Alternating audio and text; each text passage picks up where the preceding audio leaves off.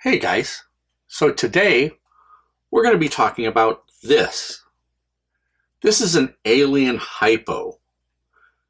I believe the very first version of this was seen in Next Generation. This prop was originally made by Makeup Effects Lab. So what you see here is my master of the prop. This is a metal tip that would plug into here. Now the thing about this is as you can see right here, there's this protrudence out here. Well, this protrudence right here represents an acrylic rod or an aluminum rod. So I would take this master and mold it basically as you see it here, in a mold that this end is open. And what would happen is I would make the mold in two pieces, and then when I'm wanting to cast this, I put in a piece of aluminum or acrylic, usually aluminum because it lasts a lot longer, and I put that into the mold and it goes back to about here.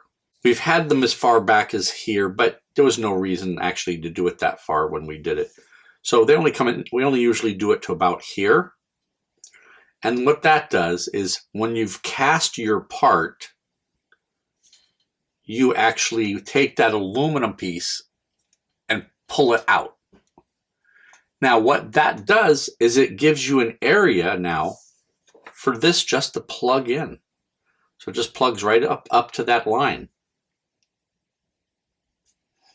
Now, when we were revamping this for other props on DS9 and Voyager, it was determined that we were going to make it have a light in the front.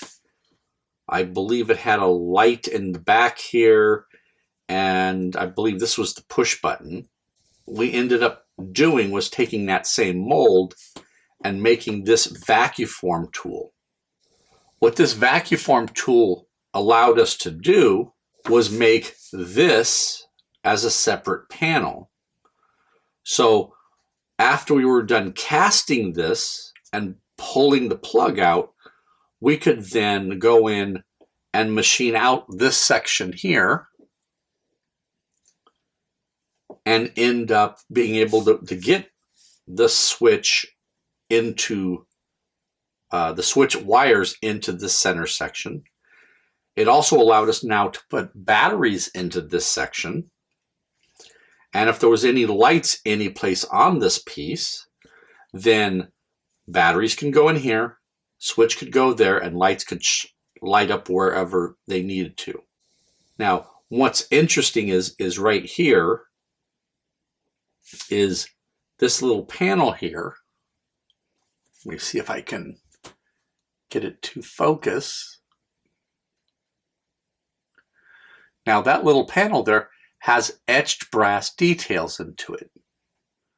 Once again, I personally don't remember whether we put that in after we started making different ones of these, or if this was done by Mel. So basically we would, as I said, we would machine these out of aluminum. This would be cast in urethane. If we were doing a electrical into it, we would have this as a vacuform panel, which would have multiple screws, little tiny like 80 screws in these corners so that it would hold the battery pack on.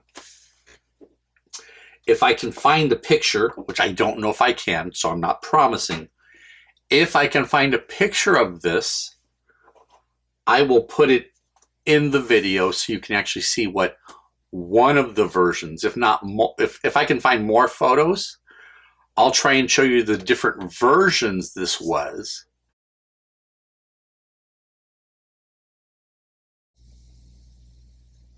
And once again, each version of this was painted differently. One of them was painted brown, like a leather brown, with some gold and or silver accents. One of them was a metallic gold, but more of a car paint rather than like Krylon. I believe there was a black one, or if it wasn't black, then it was, you know, gunmetal color. I'm sure you guys will put information down in the comments to tell me what episodes it was and so on. And I thank you for that. Anytime you guys are helping me put more information into the video or the description and so on, that makes me happy, because that means you guys you're caring enough to tell other people what you've found and what things are. I appreciate that. I hope you've enjoyed this video. Please like and subscribe. And if you feel so inclined, please become a patron. Thank you.